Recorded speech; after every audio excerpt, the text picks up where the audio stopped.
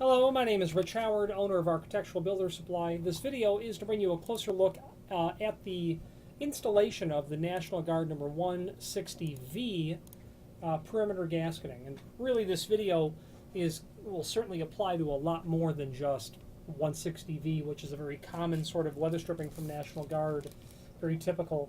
So the installation method by which I would explain would apply to many items. First of all, weather stripping like this, perimeter gasketing, if that's what you're working on, is ordered in a set or in pieces. If you have a 3-foot by 7-foot set, door, you might order a 3070 set. In the absence of a set, you'd simply order a 136-inch piece and two 84-inch pieces. That's first of all. Now, the weather stripping when it comes is going to have slotted holes. Okay? What I like to do is I like to get my frame installed, my door hung, the door closer, if there is one, installed, or the rim exit device strike. Anything that has to actually attach to the frame, I like to get that installed first, because there will be certain pieces of hardware that will interrupt the weather stripping, and that's unfortunate because you get a significant break in the seal of the weather stripping at that point. There are ways around that. There are ways by which you can determine that is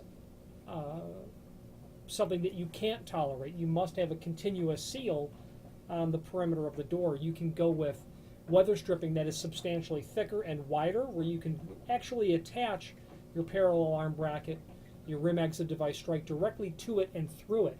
You can also use mounting brackets that will give you clearance for weather stripping like this. So you'll have to determine if there's going to be an interruption of this material, and there probably will be.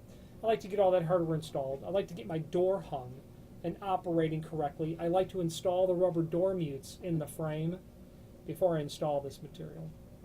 What I then do is install my header in what will likely be two pieces if you've got a closer. I do like to generally miter this material if I'm able to. Okay, so what I'll do is I will slide this back. I will miter this. You can just cut this on a typical miter box saw with a carbide tip blade in it, and give myself a real tight margin there, right to the frame. Not so much that this bows at all. You don't want it to bow because that will be ineffective. But nice and tight, 3 foot. I'm going to start this off at,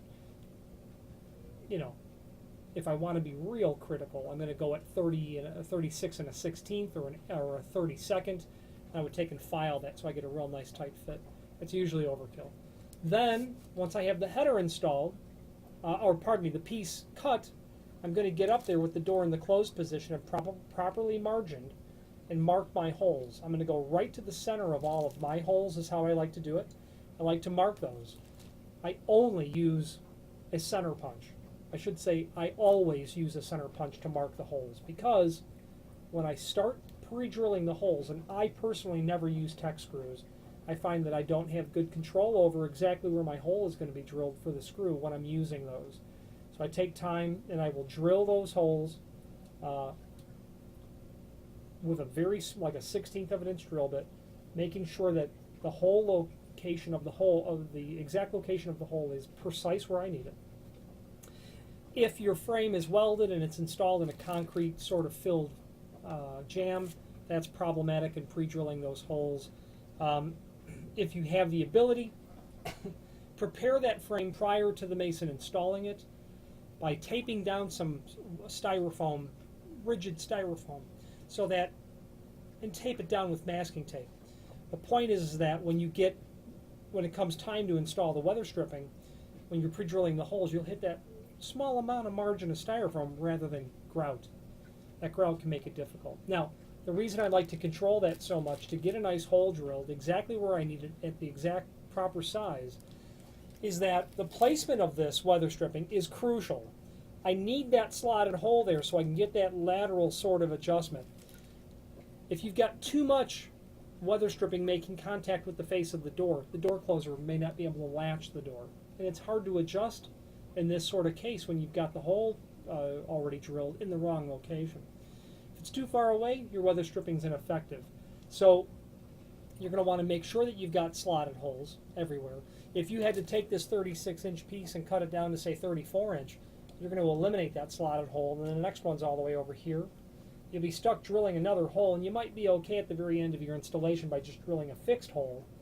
But if you already know your sizes, order them that way so that they come to the proper length, at least close enough so you're not eliminating a slotted hole, because those are really crucial to getting a door fitting properly.